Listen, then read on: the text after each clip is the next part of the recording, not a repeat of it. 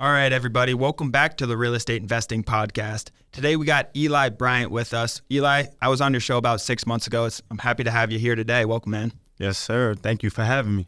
For all those who haven't heard you, I just want to start with, you do land. We're talking land here, right? Mm-hmm. But you do a little bit of a different business model than what we do with the rural, vacant, larger lots. Let's just start with an intro with your background, your past, and where you are today. Yeah, so my name is Elijah Bryant, for the people that don't know, from Staten Island, New York. Now I live in Tampa, Florida. You know, how I got here, crazy story. But to sum it up, I came down here to work for another real estate company. You know, worked for them for a little bit, got my sales training, and then I started doing it myself. That first year, this was 2020 pandemic, I was doing houses. At the end of that year, it started slowing up. So I seen a group of people doing land in Tampa. So that's kind of when I converted into the land space. And from that point, it was just deals back to back to back. It was a much simpler process than the houses. Yeah, what got you to move down to Florida? Yeah, so Dan, he moved from Jacksonville to Tampa, and he was living on his friend's couch, and he made $300,000 in 1 year. So that immediately intrigued me. You were sold. Yeah, I got to do this. I got you. So what'd you learn? Like you said, you were working for another wholesaling houses company, right? Mm-hmm. What'd you learn from that you brought over to your current position? So sales. Yeah. So I never had a sales job growing up. So I learned that I had to actually connect with the seller, not just read a script, but, my tonality. I had to build rapport. If they're mentioning something like they like baseball, I'm going to mention something about baseball to build rapport. So that's what I learned from Dan. I'm just curious because you have an education company now, and we preach how important sales is just for people coming in and trying to do land. Is that one of the main pillars you see, like people with very strong sales skills come in and crush it? Yeah, if you got sales training, this is the business for you. Yeah. This is you will kill this because it's a simpler process. The sellers, these vacant landowners, they owned the land years ago. They bought it for dirt cheap. So when you contact them and you're making your offer and you're building rapport with them, they're going to work with you. They people like working with people they could relate with. Exactly. We always see, Ron and I always talk about the most successful people that come in are super aggressive on the phones and just, they don't care. They don't care about being rejected. They're just relentless on the phones. And those are the people who we really see the crush it, right, Ron? Yeah, and so many deals are lost by people being scared to negotiate. People someone asks for $20,000 and maybe the deal works at 15 and they're scared to shoot the number 15. Shooting the number, Eli, is such an important thing that I think a lot of people don't do right now. And you need to, because it is becoming more competitive. There's more people in the industry. But is that your most successful students that you're seeing, or they're killers? Yeah, the people that could get the sales training quick, those are usually the people that close the deal in 30 days. Yeah, exactly. What do you say to people who come in and they're engineer minded? I mean, I'm sure you've seen them. They're just not good on the phones. They're not good. What's your opinion on someone going from that D- to a B+ salesperson? Yeah, so the people that have the engineer mind, we do a little bit different process for them. We start them with the disposition process. So selling the deal. So connecting with, people within the group, connecting with builders, running the numbers, finding the perfect market. So if I see 50 lots sold in Lehigh Acres, and then the next month, 75 lots sold, and the price went up, that's something that they're going to focus on, running those numbers. So now the salespeople can make those offers. Makes sense. Cool. Mm-hmm. Well, a lot of our audience is used to rural vacant land, sending offers for 5 acres, 10 acres, 50 acres, 1,000 acres, and really getting those subdivisions, things like that. That's 95% of our audience that's listening. Okay. Explain your business model a little bit from start. Yeah, so we focus on the builders first. So actually, we focus on the market first. I want to see where land is selling, infill lots specifically, right? And then once we find a market where at least 15 plus lots sold, if you could get 50 plus, that's even better. But 15 plus, that's a market we're going to focus on. So let's say Atlanta, Georgia, for example. Now we're going to reach out to builders, right? We want to see what prices they're buying lots for, what zip codes they're focusing on, how many lots they're looking to buy in 30 days. Now with that information, we know exactly what to offer the seller, the areas, the specific areas, and how many lots our builder is looking to buy. Yeah. So now it's an easier process. It's 1, 2, 3. I feel like I could teach a 10-year-old this, you know? You're just connecting the dots with filling the orders. So you have builders lined up. Like that's step one, choose a market. Step two, contact some builders, find out what they're willing to pay for a lot in a certain area. Mm-hmm. And then step three, how are you reaching out to sellers? Is it texting? Is it cold calling? Is it a combination? Yeah, so my marketing funnels, I always start off with text messages, right? Because when you text, you're only going to reach around 20% of people. So if I pull a list and it's 1,000 records, 200 people I may possibly contact, right? That say yes or no, or maybe. Now I want to cold call. I want to cold call the people that I didn't reach, those rest of that 800 people, right? So now when I cold call, I might reach probably a little bit more, like 400, right? So now there's still 400 people I did not contact. They did not hear my offer. We did not build a relationship. So that's when we send direct mail. But our mail, what we do is we send a Google Street View picture of their lot. So I get a lot of times where a seller calls me like, yo, I'm calling you back because you actually went to go see my lot and took a picture. I ain't do that. You know, these services online, you know, allow us to make that happen. Who do you use for your mail? Yellow Letters HQ. Yeah. I've heard that guy, the owner on a podcast, I think like years ago. Yeah, so, use coupon code EDB. EDB, you guys heard it. So you got 1,000 records. You're going to text them. You get 200 people that respond from there. Mm-hmm. Out of that 200 people, you have 800 that didn't respond, so you cold call those 800. Yep. Are you cold calling them yourself? Nah, so I got people, cold callers.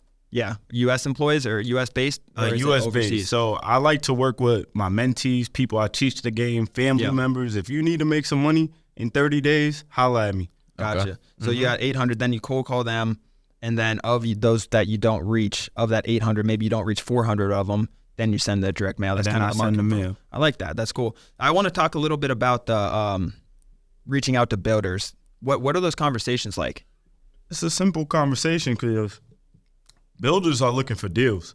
They don't want to contact the sellers. They don't want to negotiate the deals.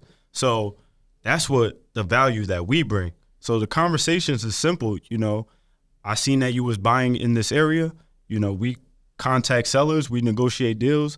If you could give me your price, I could bring you my best deals. Mm-hmm. And then from that, they give me the price. Then I ask about like what zip codes are you focusing on? How many lots you're looking to build? And then from that point, I already know what to look for. So it's nothing else I need to say. Yeah. Now I'm going to just bring you a deal whenever I negotiate those deals. So essentially you're a sales arm for the builders then. Yep. You're just like their branch of salespeople. Yeah. So how often do you bring a deal to a builder and they're like, no, that doesn't work for me? Or like, is it like, you know what they're looking for and like, is it a certain percentage that the builder's like, no, that doesn't work for me? I mean, that happens because a lot of times there's a lot of like gopher tortoises, endangered species that inhabit on this land. So sometimes these builders already know like, oh, this lot already been across our desk. Like this has tortoises. Yeah. So we don't want to buy it. So that happens. Tortoises. I didn't. That's never killed one of our. That's crazy. That's cool to know. I get the builders know all about that stuff. Mm-hmm. Tortoises. That's a Florida thing. And you're doing mainly Florida deals? Yeah. Got it. Infill deals. Anywhere specific you're doing? All over. To be honest. What was your first Florida deal? Point Siena. Where is that? Kissimmee, Florida. Kissimmee, Florida. Central Florida. You make money on it? $6,000. $6,000 in like 3 weeks, y'all. Crazy. Just went up from there. That opened your eyes up. So what do those first contacts look like? Those first SMSs? Is it just like, hey, I see you own this lot. I'm interested in potentially buying it. I can pay. Is it you can pay X dollars? What does that first reach out look like? Yes, very similar to that. Certain words you don't want to put like offer, interested because they get flagged. Mm-hmm. So you just got to be creative. I can't give you exactly what we say because I don't want y'all to sound like me, but you know, you got to be careful with the words you put, and that will give you a better contact rate. And then they respond, and then you'll give them what you're willing to pay. Is that correct? So no, we asked them, you know, before I could give you an offer, we do have a couple qualifying questions. Do you have a minute or two? Got it. And then from that point, we asked them certain questions. You want to get them on the phone? No, we asked them those questions through text as well. Okay. And then once they're qualified, you get them on the phone? Depends. You can close deals over text message. I try to close deals over text. I'm a shy person. I'm an introvert. I don't want to talk to you. So when you're qualifying those, like how do you know if someone's interested or not over text? You want to ask them a couple questions, all right? I'm going to give y'all the source right now. Let's go. So the first question, you want to ask them, is this lot, you know, city water and sewer or well and septic, right? I really don't care, But the reason why I'm asking that is because if it's well and septic and you didn't install that septic tank, I'm going to make more money on the back end when negotiating a deal. So if it's city water and sewer, on to the next question. And if you don't know, okay, we could reach out to the county and, figure that out, right? The second question is the build the rapport question, right? You want to ask them, did you have plans on building on this lot? If they say, this is where they talk, I was planning on moving to New York, but didn't get time to do it. And then from that's when I'm building rapport, saying something about New York, things like that. So now I got them comfortable. Now, right, I'm going to lead them on to the next question. If we agree upon a price, did you have a time frame you were looking to close by? Right? Usually they say ASAP, but if they say 6 to 8 months, this is when I let them know, my process. Typically we do close in 30 days. We are going to pay the closing costs. With that being said, do you have a price in mind? And now from that point, this is how I get them to say their price first. And then from that point, it's game time. If you within 5 to 10, I'm going to negotiate you down. If you in my price range, I'm still going to negotiate you down because I don't want to seem too thirsty and try to lock up the deal. I got to reach out to my manager, just make sure that this is a price that we could do. But if we can, what's the best price you could do? Can you meet us in the middle? This is how I'm going to get you down. And then from that point, and if you're way out of the range, basically, our prices do increase month to month basis. So we'll reach back out to you when we are at that price, if that's okay with you. And then from that point, it's game time. That's sweet. So then is it an assignment that you have to the builder at that point? Like you have these builders lined up, and I'm sure with how many deals you've done, like you have people you can go to fast and get it locked up. Is that an assignment with those builders? Yeah. So if it's under 15,000, it's an assignment. Over that, I usually double close. Reason being is because a lot of these builders are local builders. They just starting in the game, so they kind of do be hating sometimes. So to minimize that, I double close. But if you're starting out, do an assignment, and if it does come to that point, get transactional funding. Got it. Well, I just want to ask real quick. So you said the builders are local, and they can be a little sketchy if you're doing an assignment at times, right? What does a double close do to prevent anything from happening? So the builder doesn't see how much you're making on the fee. It's non-disclosed. So they're going to see that. If it's an assignment, they're going to see that line item on the hood. Yep, they're going to see that assignment fee, 15,000 to EDB. Yeah. They got to build a house to make $15,000 for them. You just have to assign that to them. That's really cool. How has the market affected this business model as far as interest rates being high?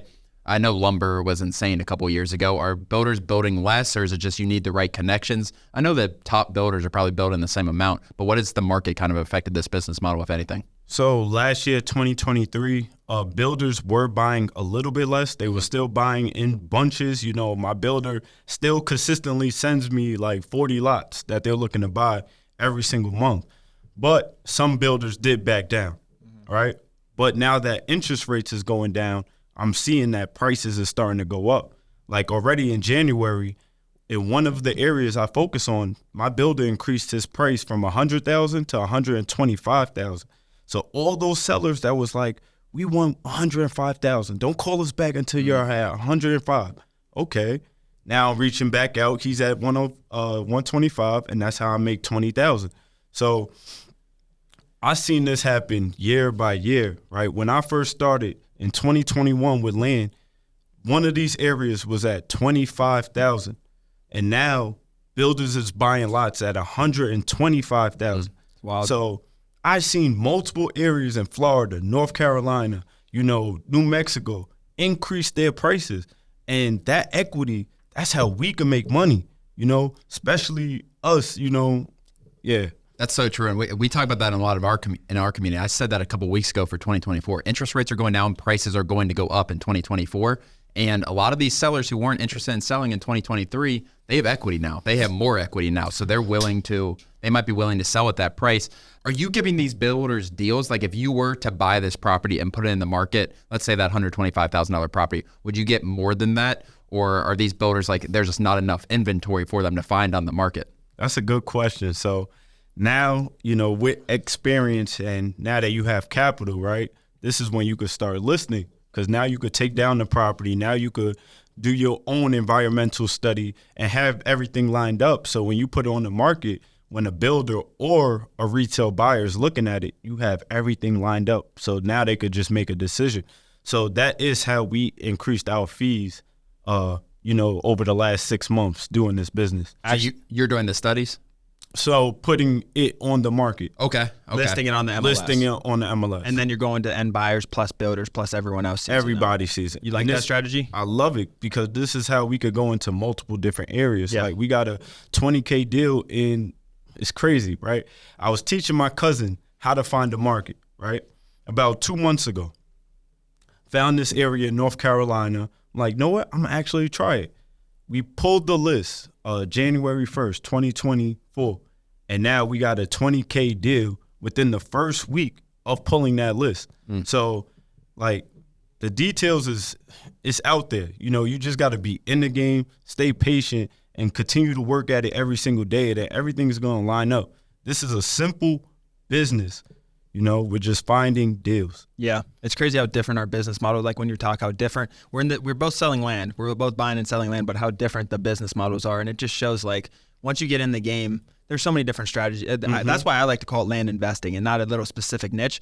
You have entitlements, you have subdividing, you have just buying and flipping, you have all, people selling notes, all kinds of stuff. It's land investing. Like the sphere is so big. Yeah, exactly. There's hundreds of niches within this business model. That's why I respect you so much. Like you brought Daniel on a completely different business model. You're open to your listeners, and same thing. Like this business model might work for some people. Our business model might work for some people. Some people are going to have their hands in both things. I know we have people doing info lots and doing our strategies as well. But at the end of the day, land's land, and you just got to find a way to make it work. Like there's money to be made in it for sure. Yep. And I feel like I think what would be perfect is like you start with this and then you graduate into the acres. Yep. And now you understand both. And now you a machine. Now you getting money every single month. Exactly. Because I feel like with what you guys do, you guys are going to get bigger deals, right? This is where you could get the 50, 100K deals, right?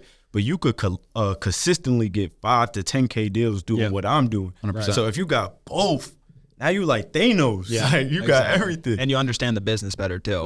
And that's the one thing I said, there's so many different niches within the business, but it's also good to just kind of pick a niche and run with it instead of, because you can get distracted. There's people who come in and they're trying to go from thing to thing to thing instead of just learning that one thing, instead of just learning how to contact builders and sell land and flip land like you're doing. They start focusing, and that's when we really see people start to struggle. Is when they're kind of bouncing all over the place like that. Yeah, they go. Every little distraction they go into it. Have you heard of this? Have you heard of that? 100%. Yeah. They try to do 100 different things at once. Where do you kind of see the future of this business model going? You think it's different strategies change every year, just like you said. Like now we're taking some deals down because we have some capital behind us, but strategies are going to change over time. But the business model is going to be the business model. But where do you see the next 2-3 years? I mean, me personally, I see myself building. Okay.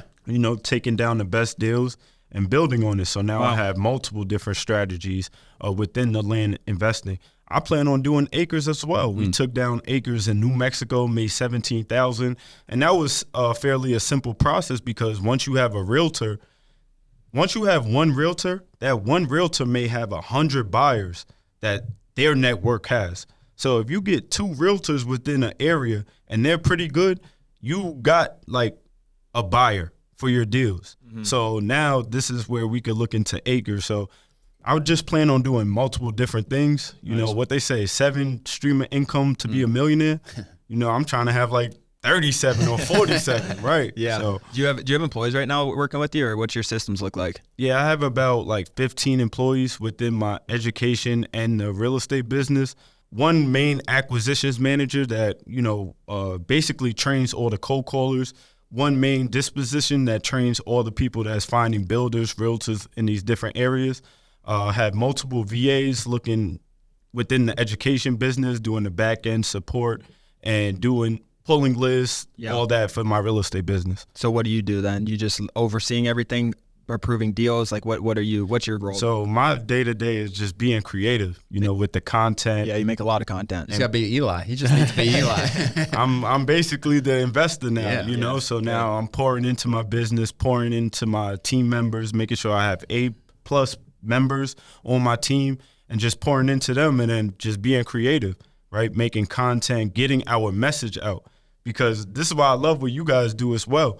Because you guys are bringing awareness into this space, into this land investing space. So that's what we need in this community. We need more people doing it because that's how we get a lot of deals. Yeah. We do a lot of joint venture deals. Same. So the people that we teach the game, we also minimize their time on their learning process by partnering with us.